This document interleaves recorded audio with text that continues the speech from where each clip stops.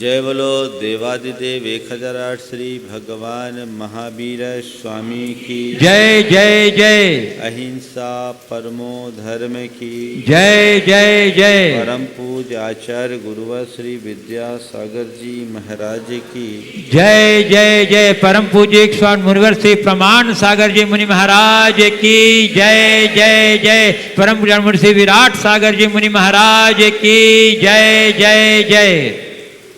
चित्त में दो तरह की धारा है, एक भोग की धारा है और एक भक्ति की धारा है। भोग की धारा हमारे संसार को बढ़ाती है, भोग भवरोग का कारण है और भक्ति को मुक्ति का आधार मानते हैं। भोग की धारा के प्रगाढ़ होने पर व्यक्ति की सांसारिक लिप्सा बढ़ती है और भक्ति की धार प्रवाहित होने पर व्यक्ति के अंदर विरक्ति के भाव जगते हैं। आचार्य मानतुंग भगवान की भक्ति में एक तान होते हुए भगवान के और निकट आ गए। उनके अंदर से भक्ति की वह धार बह रही है जो निरंतर भगवान के साथ एकाकार करती हुई उन्हें पूरी तरह अंतर्मुख बना रही है। अभी तक भगवान से ये संबोधन दे रहे थे तो कह रहे थे भगवान आप ऐसे हो, ऐसे हो, ऐसे हो। अब निकटता आ गई, अब आप तुम में बदल गया।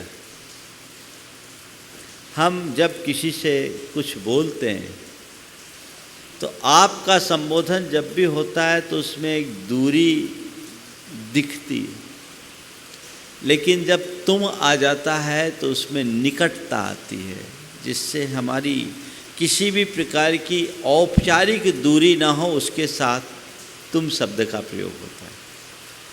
इसी भाव के साथ आचार्य मानतुंग भगवान के गुणों को देख रहे हैं और देख रहे हैं कि भगवान आपके प्रति लोगों की क्या धारणा है। देखिए छंद आज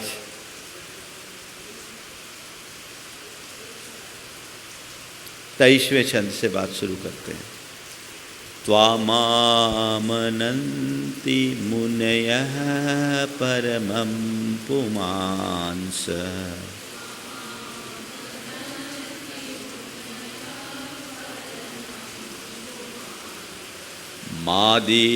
मादितवर्ण ममलं तमसः पुरस्तात्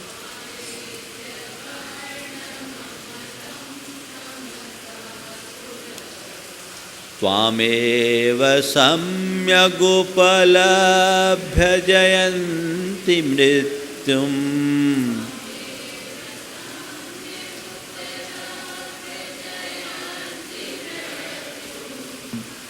नान्यः शिवः शिवपदश मुनीन्द्र पंथा।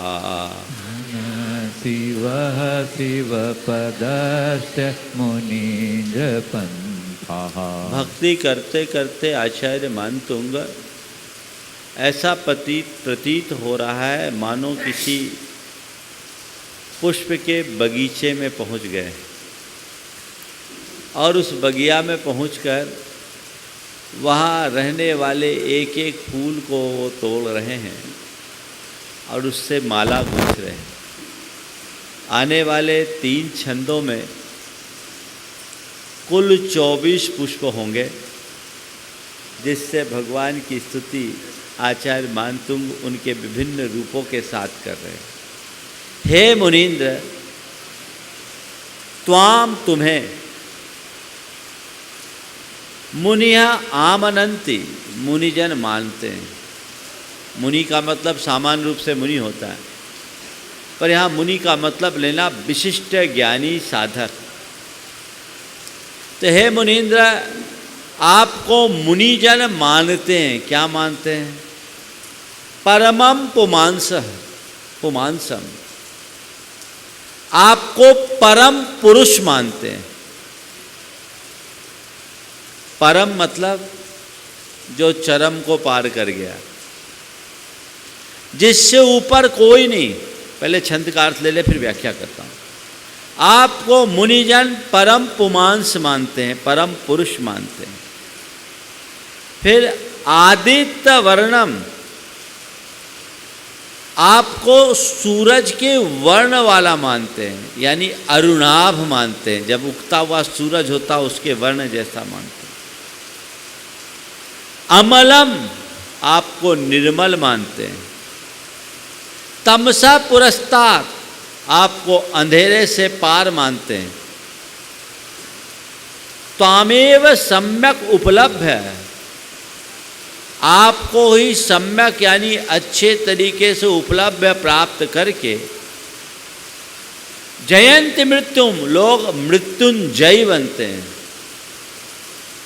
नान्य शिव शिवपदस्य मुनीन्द्र पंथा, शिवपदस्य मोक्ष के पद का अन्य पथ न शिवा, आपको छोड़कर मोक्ष पद का और कोई दूसरा रास्ता शिव यानी कल्याणकारी या प्रशस्त नहीं है। हे भगवान, आपको मुनिजन परम पुमांस मानते हैं, परम पुरुष मानते हैं, आदित्य वर्ण वाला मानते हैं, निर्मल मानते हैं, अंधेरे से पार मानते हैं।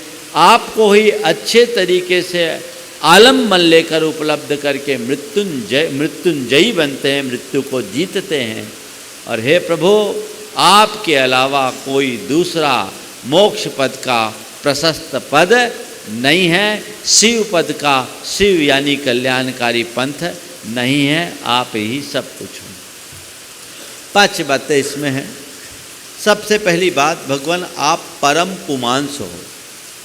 परम यानी उत्कृष्ट, जिसने चरम को पार कर लिया वो परम, जिससे ऊपर और कुछ नहीं। भगवान, आपने अपने जीवन का चरम विकास कर लिया, इसलिए आप परम हो और परम पुरुष हो। पुरुष का अर्थ है, सामान्य रूप से पुमान का अर्थ हम मनुष्य बोलते हैं, पुरुष बोलते हैं, लेकिन पुमान का एक अर्थ है आत्मा भी होती है। आप परम आत्मा हो। बाहर देखते हैं तो आप परम पुरुष हो, आप जैसे उत्कृष्ट पुरुष इस धरती पर कोई नहीं, आप लोकोत्तर हो। और दूसरी तरफ भीतर देखते हैं तो आप परम आत्मा हो। आपने अपने आत्म तत्व को पूरी तरह से उद्घाटित कर लिया है। आपके समतुल्य इस धरा पर कोई नहीं है, संपूर्ण लोक में कोई नहीं। दूसरा विशेषण दिया आदित्य वर्णम। आदित्य वर्णम, सूरज के उगते सूरज जैसा रंग। ये आदित्य वर्ण अरुणाभ होता है। ये अरुण आभा अनुराग का द्योतक है। जो कुछ भी ये सूरज का उगता जो रूप होता है कितना आकर्षक होता है, सबके लिए अनुराग उत्पन्न करता है। जब उगता हुआ सूरज दिखता है, मन में कैसा आनंद, आह्लाद और एक प्रकार की स्फूर्ति की अनुभूति होती है। प्रभु, आपकी छवि कुछ ऐसी है कि संसार के हर प्राणी के हृदय में आपके प्रति सहज आकर्षण उत्पन्न हो जाता है। आप अनुनाभ हो, आपकी वो आभा अलग है, आपके समतुल्य और कोई नहीं। ये अद्भुत है। और दूसरी बात, सूरज के रंग में सारे रंग आ जाते हैं। सोलर स्पेक्ट्रम में 7 रंग है, यानी संसार का हर वर्ण आप में समाहित है। आप सृष्टि के सर्वश्रेष्ठ विभूति। अमलम, आप पूरी तरह से मल रहित हो, आप में किसी प्रकार की मलिनता नहीं है, यानी आपके अंदर कोई दोष नहीं, दुर्बलता नहीं और दुर्गुण नहीं। संसार के हर प्राणी में किसी न किसी प्रकार का दोष है, वो दोषों से मलिन है, दुर्बलताओं से दूषित है और दुर्गुणों से प्रभावित है। ये उसकी मलिनता और अशुद्धि का द्योतक है। प्रभु, आपने अपने अंतरंग की सारी मलिनता को दूर कर दिया, इसलिए आपके समान कोई दूसरा नहीं है। आप निर्मल हो। फिर तमसः पुरस्तात्, आप अंधेरे को पार कर चुके हो। जो स्वयं प्रकाश पुंज हो गया उसके आगे अंधेरा कहाँ टिकेगा। यहां तम के 3 अर्थ लेना। तम का अर्थ एक तो अंधेरा, जैसे सूरज उगता अंधेरा चला जाता है। तम का दूसरा अर्थ तामसी वृत्ति, और तम का तीसरा अर्थ लेना अज्ञान। आप तीनों से परे हो। ना तो आपके अंदर किसी तरह का अंधकार हो, आप ज्योति पुरुष हो, जहां जाते हो सर्वत्र प्रकाश फैलता है। आपके इस तेज के आगे करोड़ों सूर्य चंद्र का तेज भी फीका पड़ता है। आप तम को पार कर गए हो, आपके अंदर किसी तरह की तामसी वृत्ति नहीं है, और अज्ञान अंधकार को आपने हमेशा हमेशा को नष्ट कर दिया। वस्तुतः जो प्रकाश पुंज होता है उसके आगे अंधेरा नहीं टिक सकता। अंधेरा और प्रकाश एक जगह टिक ही नहीं सकता। प्रभु आप हो, आपसे अंधेरा दूर भागता है। एक बार अंधेरे ने अंधेरे से कहा, रोशनी से कर लो किनारा।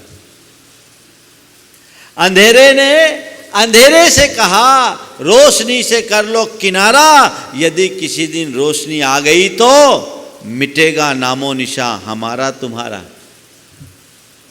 रोशनी के आने पर अंधेरे का नामो निशा मिट जाता है।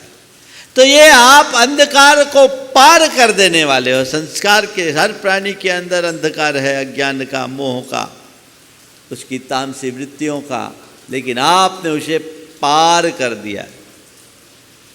फिर कहते हैं त्वामेव सम्यक उपलब्ध मृत्युम जयंती। जो आपको पा लेता है वो मृत्यु को जीत लेता है। इसका मतलब मृत्युंजयी हो गया।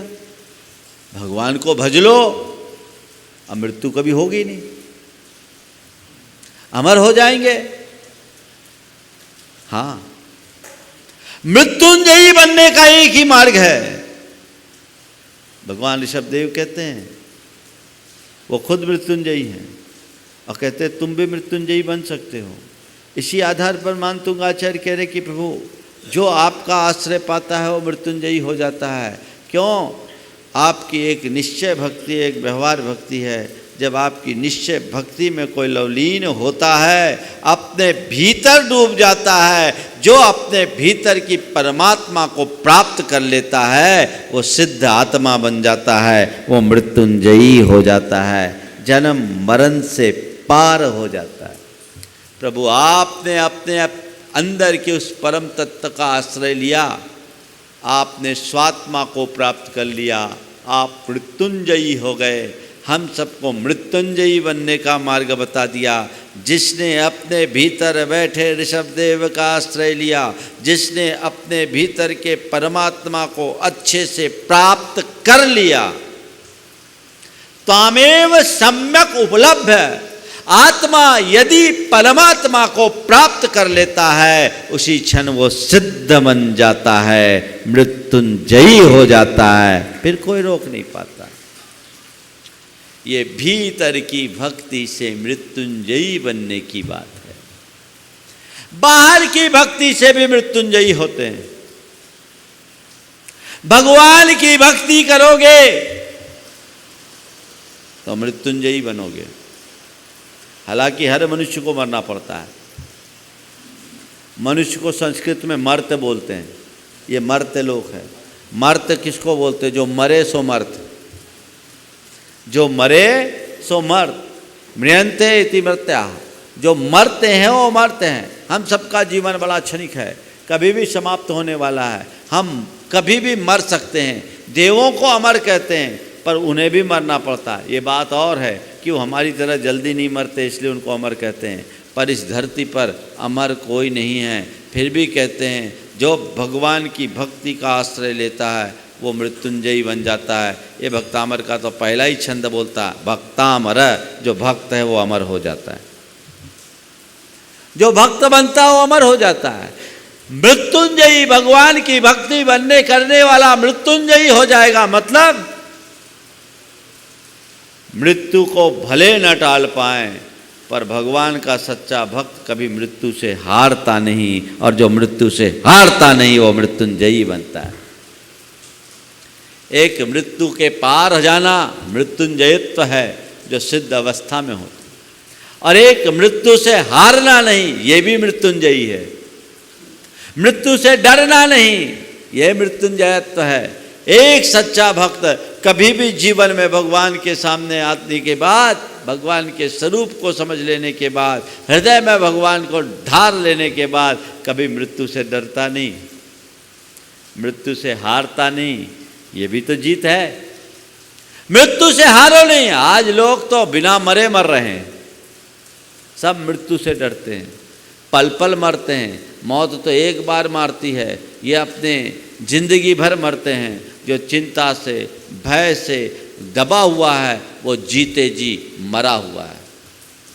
मृत्युंजयी बनना है तो हृदय में भगवान को धार लो, सारा भय खत्म हो जाएगा, सारी चिंता खत्म हो जाएगी। क्यों? क्योंकि हमने जाना है न मैं मृत्यु कुतो भीति। जब मेरी मृत्यु ही नहीं हो सकती तो डरूं किससे? जन्मा है ये तन, मरेगा ये तन। उत्पन्न हुआ ये शरीर तो खाक में मिलेगा ये शरीर। मेरा न तो जन्म हुआ, न मेरा कभी मरण होगा। मैं तो जो हूं सो हूं।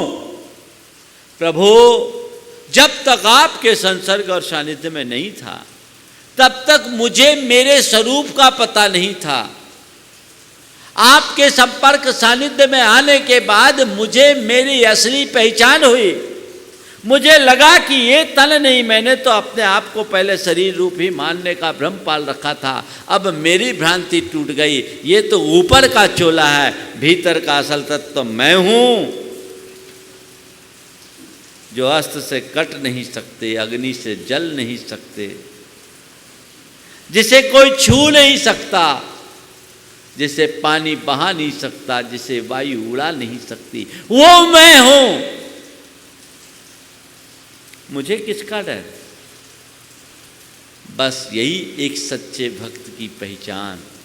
वो मृत्युंजयी बन जाता है, उसे किसी का कोई डर नहीं, वो बड़े आनंद से जीता है।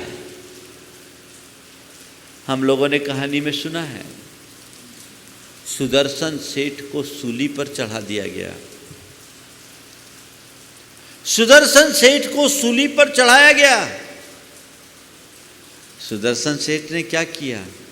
गुहार लगाई, आरजू मिन्नत की, हाथ जोड़ा, क्षमा मांगा। बोले ठीक है, चढ़ा दो। किसको चढ़ा रहे हो सूली पर? किसको चढ़ा रहे हो?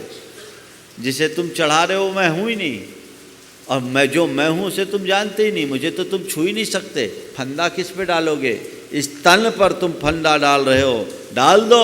अगर इस तन को जाना, इसी फंदे के निमित्त से जाना होगा, चला जाएगा।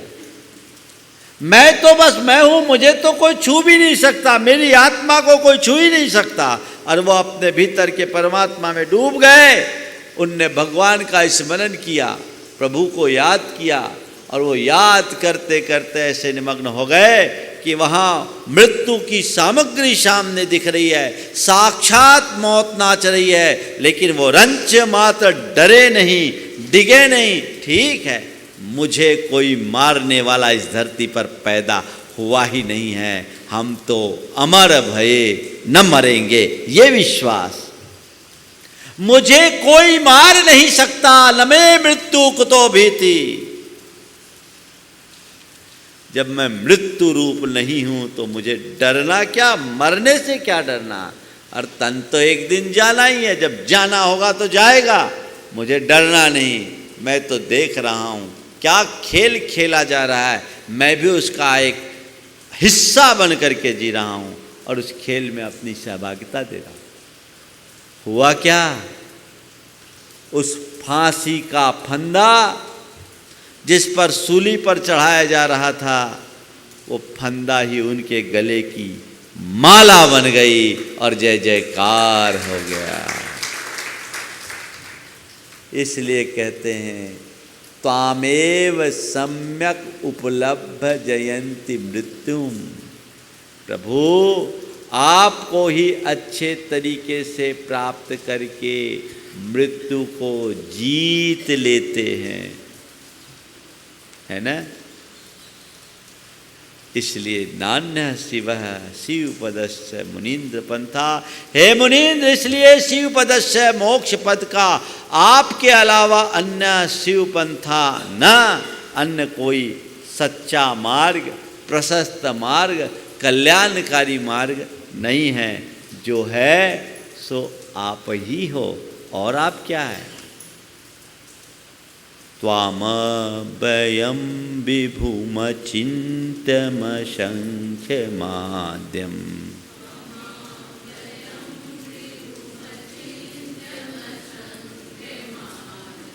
ब्रह्माणमीश्वरमनन्तमनङ्गकेतुम्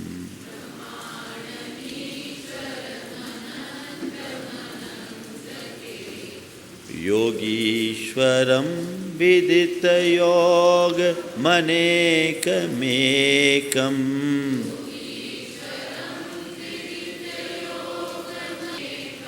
ज्ञानस्वरूपममलं प्रवदन्ति सन्तः।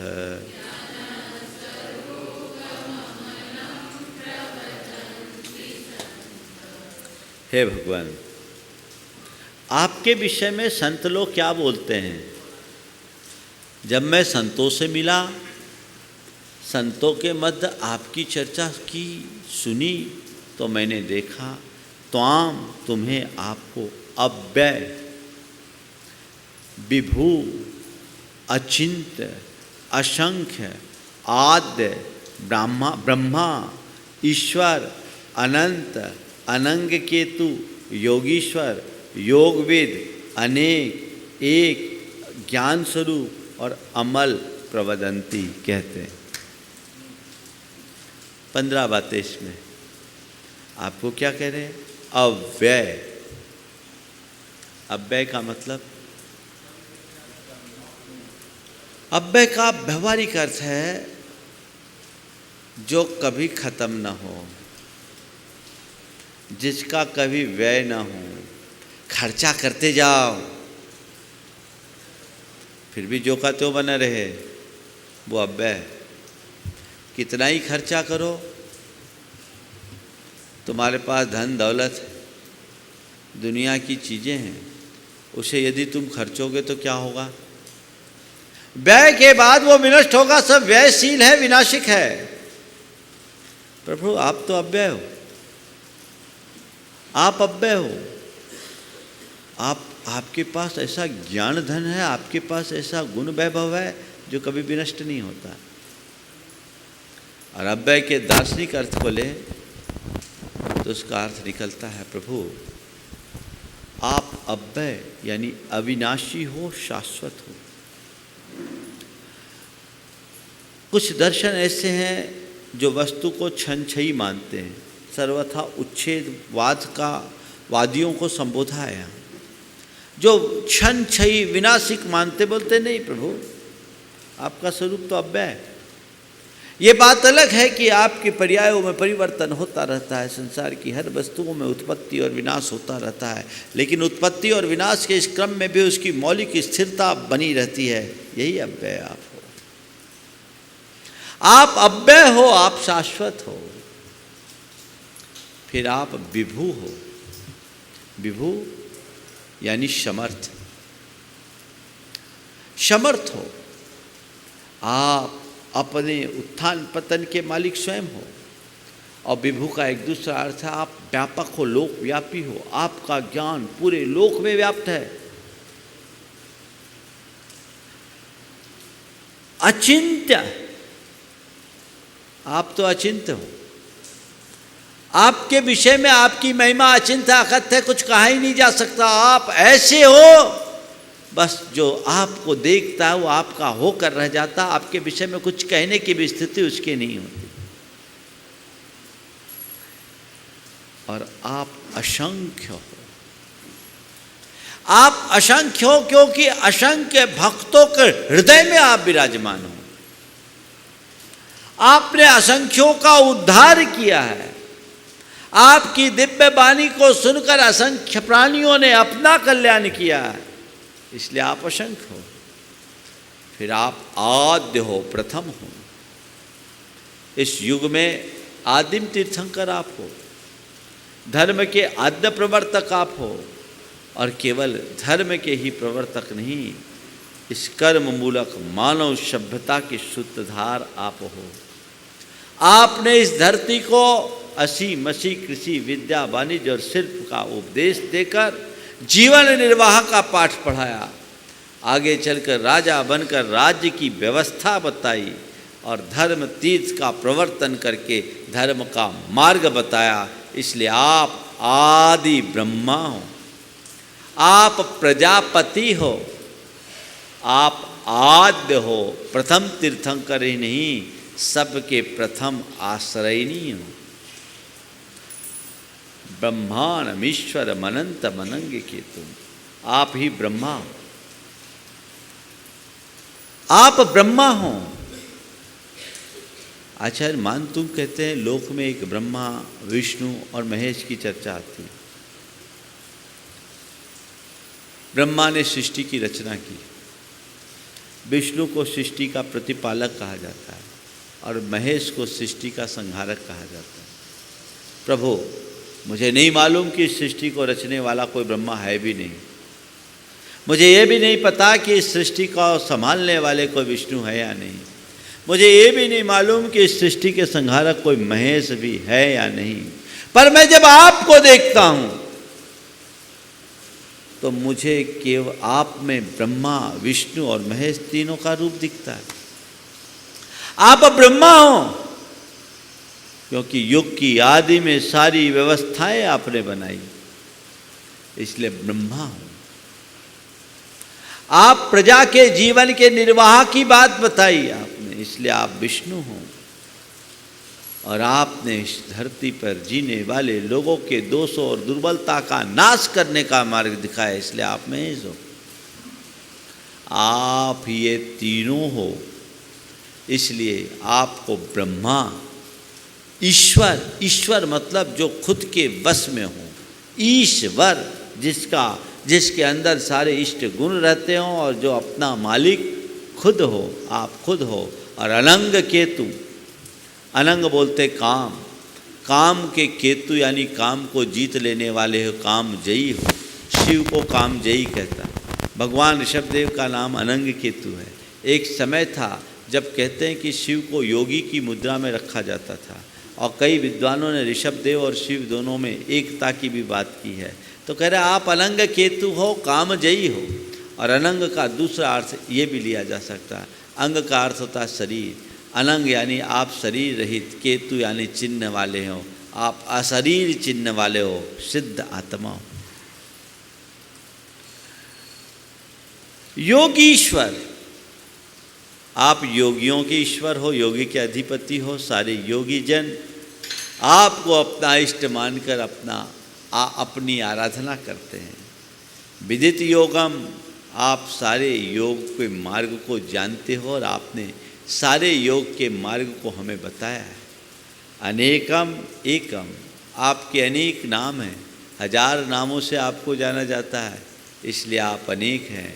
और आप एक हैं क्योंकि आप एकमात्र तत्व हो, हम सबके अंदर विराजमान हो, इसलिए आप एक हो उस ध्रुव तत्व के रूप में। और प्रभु, आप ज्ञान स्वरूप हो, केवल ज्ञान है आपके भीतर प्रकट हो रखा है। आप उस केवल ज्ञान स्वरूप हो, अमल हो, निर्मल हो, ऐसा यानी कर्म मल से रहित हो, शुद्ध आत्मस्वरूप है हो, ऐसा आपके विषय में संत जन कहते हैं। और क्या कहते हैं? बुद्धस्त्वमेव विबुधार्चित पाद पीठ,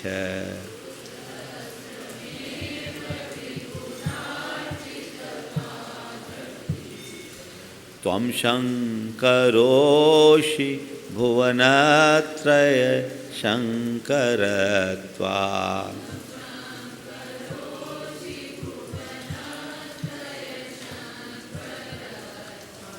धातासि धीर शिव मार्ग विधेर विधाना।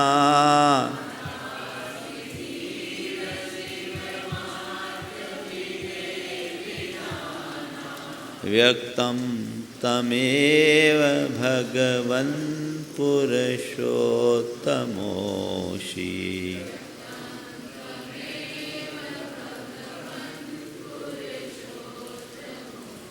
हे भगवान, आपके बारे में और क्या कहूँ? आप ही बुद्ध हो, बुद्धोऽसि, बुद्धस्तमेव, त्वम एव बुद्ध, आप ही बुद्ध हो। हमने किसी अन्य बुद्ध के विषय में सुना है, लेकिन हमें समझ भी नहीं आता वो बुद्ध है या नहीं है, पर आप हमें बुद्ध दिखते हैं। क्यों? विविधार्चित, विविधों देवों के द्वारा आप पूज्य हैं, इसलिए आप बुद्ध हैं। अथवा बुद्धिबोधा, आपके पास ज्ञान है, आपने अपने स्वरूप को जाना है, आप पूर्ण ज्ञान के धनी हो, इसलिए बुद्ध हो, बुद्धि के स्वामी हो, इसलिए बुद्ध हो। वस्तुतः जो खुद को जान ले वही बुद्ध है। और कोई बुद्ध हो न हो हमें नहीं मालूम, पर मेरे बुद्ध तो आप ही हो। तमेव बुद्ध, क्योंकि विविधों ने आपकी पूजा की और आपके पास बुद्धि केवल ज्ञान रूपी बोध है, ज्ञान है, आपने उस ज्ञान को प्राप्त कर लिया, इसलिए आप ही बुद्ध हो। फिर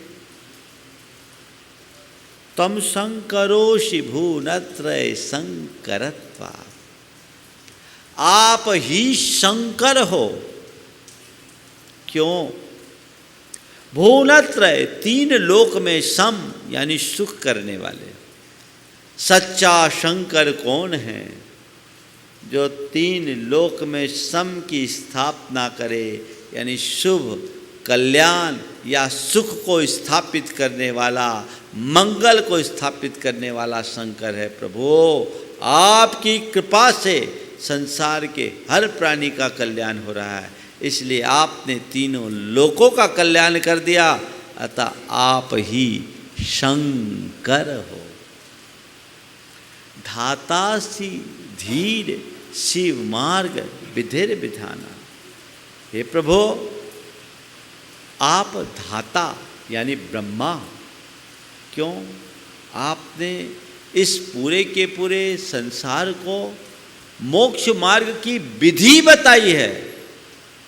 शिव मार्ग विधेर विधाना, कल्याण के मार्ग की विधि का विधान किया, इसलिए आप सच्चे अर्थों में धाता हो, आप ही हमारे विधाता हो। जो हमारा कल्याण कराए वही तो विधाता है। तो धाता से धीर शिव मार्ग विधेर विधाना। हे धीर, हे प्रभु, आप मोक्ष मार्ग का विधान बता देने के कारण आप ही सच्चे धाता हो, आप ही विधाता हो। और प्रभु आगे क्या कहूँ? व्यक्तम तमेव भगवन पुरुषोत्तमोसि। हे भगवान, तमेव व्यक्तम पुरुषोत्तमोसि। व्यक्तम यानी प्रकट रूप में आप ही पुरुषोत्तम हो, यानी विष्णु हो। हमें अब आपको छोड़कर न किसी बुद्ध से प्रयोजन है, न किसी शंकर से प्रयोजन है, न किसी ब्रह्मा से प्रयोजन है, न किसी शिव से, न विष्णु से प्रयोजन है, क्योंकि मुझे आपको देखकर वो सब मिल गए। मैं मानता हूँ आपके स्वरूप में दुनिया की सारी विभूतियाँ समाहित हो गई है। सब आप में, आपके इस वीतराग स्वरूप में। नाम चाहे किसी का कोई कुछ भी क्यों न रख ले, हमें नाम से कोई दिक्कत नहीं।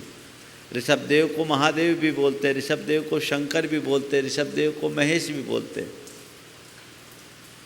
पर वो महादेव, वो शंकर, वो महेश क्यों? वो वीतराग है, सारे देवों के द्वारा आराधनीय है, इसलिए महादेव है। महान पुरुषों के ईश हैं, गणधर आदि के ईश है, इसलिए महेश है। और सारे लोक में कल्याण करने वाले इसलिए शंकर हैं। तो हम वीतराग स्वरूप की आराधना करते हैं। नाम चाहे किसी का कुछ भी क्यों ना हो जाए, वंदना तो हम उनके स्वरूप की करते हैं। तो प्रभु आपके ऐसे मौलिक गुण हैं, इसलिए आपको देखकर सहज आपकी वंदना करने का भाव हमें मिलता है, हो जाता है। अभी तक नमोस्तु नहीं किया, इतनी स्तुति हो गई, 25 छंद हो गए, अभी तक भगवान की स्तुति के लिए सीधे आपको नमन करते नहीं बोले। अब आचार्य मानतुंग अगले छंद में प्रभु को नमन कर रहे हैं। एक छंद और ले लें। तुभ्यं नमस्त्रिभुवनार्तिहराय नाथ,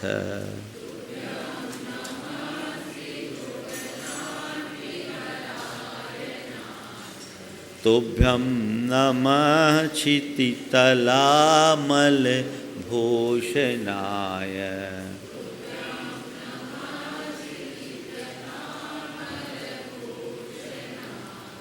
तुभ्यं नमस्त्रिजगतः परमेश्वराय,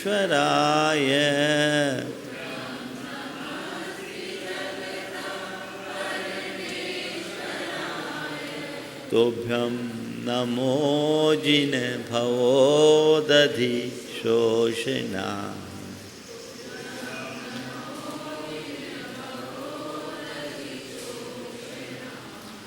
हे नाथ, त्रिभुवनार्ति हराय, त्रिभुवन 3 लोक की आरती यानी पीड़ा को हरने वाले हे नाथ, तुभ्यम नमः, आपके लिए नमस्कार हो। क्षितितलामल भूषणाय, इस धरती के अमल निर्मल आभूषण स्वरूप प्रभु तुभ्यम नमः, आपको नमस्कार हो। त्रिजगतः परमेश्वराय, 3 लोक के परमेश्वर स्वरूप तुभ्यम नमः, आपको नमस्कार हो। और भवो दधि शोषणाय, संसार सागर को सुखा डालने वाले भगवान तुभ्यम नमः, आपके लिए नमस्कार हो, आपको नमस्कार हो, आपके चरणों में मेरी वंदना। सबसे पहली बात कही त्रिभुवनार्ति हराय, 3 लोक की सारी पीड़ा को हरने वाले भगवान हैं। कोई भी बीमारी हो जाए भगवान के पास चले जाओ, बीमारी चले जाएगी। मलेरिया, टाइफाइड, चिकनगुनिया, कोई बीमारी हो, यहाँ उस बीमारी की बात मैं नहीं करता। मलेरिया आदि बीमारी की चिकित्सा करने के लिए इस भूतल पर बहुत सारे डॉक्टर हैं। स्वर्ग में देवों के लिए भी उनकी चिकित्सा के लिए एक वैद्य है, अश्विनी कुमार। हालांकि देवता लोग बीमार नहीं पड़ते, फिर भी वहाँ व्यवस्था है। अश्विनी कुमार को स्वर्ग का वैद्य माना जाता है। प्रभु, ये जितने वैद्य और डॉक्टर हैं वो तन की चिकित्सा करते हैं। कुछ ऐसे भी चिकित्सक होते हैं जो थोड़ी बहुत मन की चिकित्सा करते हैं। लेकिन प्रभु, आप 3 लोक के हर प्राणी के आत्मा की चिकित्सा कर देते हो, उनकी मन की अशांति और उद्वेग को दूर कर देते हो, उनकी चेतना की विकृति को दूर करके उन्हें शुद्ध और शांत बना देते हो। अपनी मानसिक बीमारी को दूर करना है, अपनी आत्मा के रोगों को समाप्त करना है, भगवान की शरण में आ जाओ, सारी बीमारियां दूर हो जाएगी। मैंने अनेक लोगों पर प्रयोग कराया, अकेला नमोकार मंत्र लिखने से लोगों के डिप्रेशन जैसी बीमारी गई है। डीप डिप्रेशन में रहने वाले लोग, जो बहुत ज़्यादा एंजाइटी और डिप्रेशन से भरे थे, कुछ तो सोसाइटल मेंटेलिटी से जुड़े हुए लोग, आत्महत्या की मानसिकता से भरे हुए लोग इससे बाहर आए। तो भगवान, आप 3 लोक की आरती यानी पीड़ा को हरने वाले हैं। सारी पीड़ाएं पल में दूर हो जाती है भगवान आपके दर्शन से, जो आपकी शरण में आता है। तुभ्यम नमः क्षितितलामल भूषणाय। इस धरती के निर्मल आभूषण स्वरूप आपको हमारा नमन हो। आप लोग आभूषण पहनते हैं, तो आभूषण पहनने से क्या होता है? आपके रूप का आकर्षण बढ़ता है कि नहीं बढ़ता है? इसीलिए तो आभूषण पहनते हैं, सुंदरता बढ़ती है, आकर्षण बढ़ता है, आप आभूषण पहनते हैं। लेकिन कोई कितना भी आभूषण पहने, समय समय पर उसे उतार भी देता है। वो एक व्यक्ति के तन को सजाता है, लेकिन भगवान जिसने आपको अपना लिया उसका रोम रोम सुंदर हो गया। और 3 लोक के आप ऐसे आभूषण हो जो सारी धरती को सुंदर बना रहे हो। विभिन्न प्रकार के आभूषणों का प्रयोग होता है। ये आभूषण केवल देह सौंदर्य के लिए नहीं, कई अन्य कारणों से भी था। एक लेख मैंने पढ़ा था, उसमें महिलाओं के आभूषणों में एक आपके पाँव में बिछिया होती ना, जो आजकल गोल हो गई, उस बिछिया के विषय में लिखा कि बिछिया क्यों पहनते। उसे सुहाग के चिन्ह के रूप में रखा जाता था। हालांकि आज पुरुषों का सौभाग्य खत्म हो गया। पहले मांग में जगह थी, फिर टीके पे जगह आई, फिर मंगल सूत्र में आई, बाद में बिछिया में रही, अब वहाँ भी जगह नहीं बची। सोच लो कहाँ हो, हालत खराब। पर उसमें लिखा कि ये बिछिया उच्छृंखलता को नियंत्रित करता है। किसको? उच्छृंखलता और चंचलता। ये कोई पॉइंट होता है। पहले अल्प वय में विवाह होता था, कन्याएं अपरिपक्व होती थी, उसके विवाह के बाद उसके पाँव में बिछिया पहना दी जाती होगी और उससे वो नियंत्रित रहती होगी। अब आजकल लोगों ने इन सब चीज़ों को नकारना शुरू कर दिया। खैर जो भी हो, आप पहने या ना पहने, मैं तो कहता भगवान को स्वीकार कर लो, तुम अपने आप लोक में आदरणीय बन जाओगे। क्योंकि क्षिति तलामल भूषणाय, इस धरती के निर्मल आभूषण स्वरूप आप हो। प्रभु आपको नमन हो। तुभ्यम नमस्ते जगतः परमेश्वराय। 3 लोक के परमेश्वर स्वरूप आपको मेरा नमस्कार हो। 3 लोक के जितने भी ईश है वे आपके चरणों में वंदना करते हैं। हे प्रभु, आप 3 लोक के परमेश्वर हो, मेरे भी परमेश्वर हो, आपको नमन हो। और तुभ्यम नमः भवोदधि शोषणाय। हे जिनेन्द्र भगवान, भवोदधि शोषणाय, इस संसार सागर को सुखा डालने वाले आपको मेरा नमस्कार। हमने सुना है अगस्त मुनि ने 3 चुल्लू में पूरे समुद्र को समेट लिया था, ऐसी कहावत। उन्होंने तो चुल्लू में समुद्र समेटा और एक समुद्र को समेटा। प्रभु, आप तो पूरे संसार सागर को बिना चुल्लू के सुखा देने वाले हैं। जो आपकी शरण में आता है उनका संसार सिमट जाता है, इसमें कोई संशय नहीं। प्रभु, आपके इन गुणों से मैं अभिभूत हूँ और इसलिए मैं आपके चरणों में बारंबार नमन करता हूँ, वंदन करता हूँ। आपको नमन हो, आपको वंदन हो, आपकी जय हो और आपके प्रति मेरे हृदय में ऐसे ही भाव बनते रहे। ये भाव आचार्य मानतुंग ने यहाँ प्रकट किए हैं। बंधुओं, जैसे कि आप सबको अभी सूचना दी गई, आने वाले 10, 11 और 12 तारीख को जो भावना योग का शिविर है, वो एक ऐसा कार्यक्रम है जो व्यक्ति के तन के स्वास्थ्य, मन की मस्ती और चेतना की विशुद्धि का आधार है। आप अपने जीवन में आमूलचूल परिवर्तन लाना चाहते हैं, अपने अंदर अपने आप को स्वस्थ, समर्थ, शांत, संयत और सकारात्मक बनाना चाहते हैं, तो उस भावना योग के शिविर को आप अटेंड करें। पिछले दिनों सिद्धवरकूट में लोग उसमें बहुत अच्छी भागीदारी लिए। यहाँ भी लगभग नाम जितने चाहिए थे वो आ गए, फिर भी जिन्हें आना है वो आए। मैं चाहता हूँ कि युवा वर्ग इसको ज़्यादा लाभ ले ताकि वो अपने जीवन का वास्तविक रूपांतरण कर सके। 9 और 10 तारीख को, 10 और 11 तारीख को तो मैं पूरी तरह मुखर रूप में आप लोगों के बीच उपलब्ध रहूँगा। 12 तारीख को और लोग आपको गाइडलाइन देंगे, आपको कराएंगे, हमारी उपस्थिति भी रहेगी। जो लोग 11 तारीख की रात में भी वापस जाना चाहते वो जा सकते हैं, लेकिन अगर तीनों दिन अटेंड करें तो आपका अभ्यास ज़्यादा अच्छा होगा। आप इसका लाभ लें। इसी तरह श्रावक संस्कार शिविर में भी बहुत सारी भागीदारी आ रही है। आप शीघ्रातिशीघ्र अपनी स्वीकृतियाँ दें। प्राय होता यह है कि लास्ट मूवमेंट में आते हैं तो आयोजकों को बहुत दिक्कत होती है।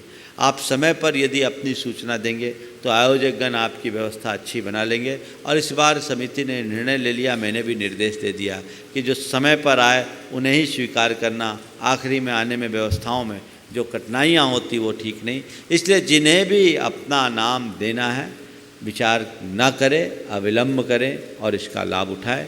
तीसरी बात, सिद्ध चक्र महामंडल विधान जो संस्कृत का यहाँ के कार्तिक के अष्टानिक में होना है, लगभग पूरे नाम आ गए, 10-5 बचे हैं, वह भी पूरे हो जाएंगे, इसमें कोई संशय नहीं। इसलिए कहीं ऐसा ना हो कि आप वंचित हो जाएं। लगभग 38-40 नाम तो आ गए और कुछ नाम आरक्षित है पहले से रिजर्व, इसलिए 2-4-8 नाम ही बचे हैं। जिनको भी अपनी भागीदारी देनी है शीघ्रातिशीघ्र संपर्क करें और इस तरह से संपर्क करें ताकि सारे कार्यक्रम समय पर पूरे हो सके और आप सब उसका लाभ ले सकें। मैं यहीं पर विराम ले रहा हूँ। महाराज श्री के श्री मुख से आप सबको मंगल भावना का श्रवण का सुअवसर प्राप्त होगा।